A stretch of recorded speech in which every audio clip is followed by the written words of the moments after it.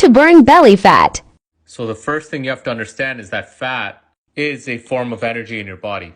And your body has two energy sources, fat and carbs. And your hormones dictate which energy source you'll use. So how do you end up with all this energy on your belly, but you can't burn it? Glucagon and insulin are two hormones in your body that help with fat burning.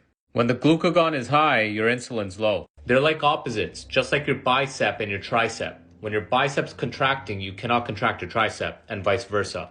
So when this is high and this is low, you're burning fat. And when your glucagon's low and your insulin's high, you're burning carbs. So now let's say you finished dinner, and your insulin levels went up.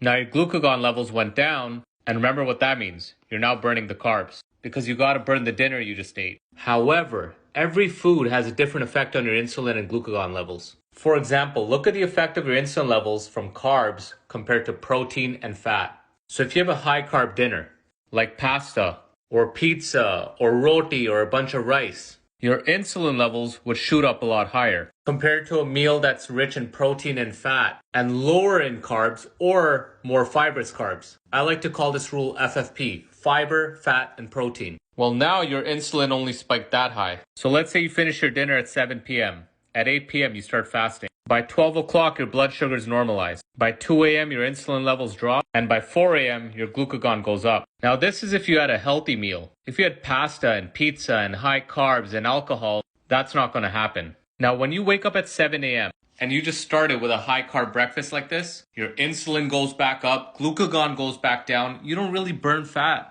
And the hunger kicks in, you crave more food, and you end up eating even more calories. Now, if you just fast around 11 to 12, you got an extra 4 to 5 hours of fat burning. And if you control the dinner where it's FFP, your insulin levels will come down faster and your glucagon levels will go up faster. And the more fibrous your carbs, the lower the insulin spike. Now, if you follow the FFP rule with every meal, well, now you become a fat burning machine. You're not hungry, your cravings are gone, mentally you're not crashing, and you can do all of this without counting calories. And you could probably maintain a calorie deficit because you're not hungry.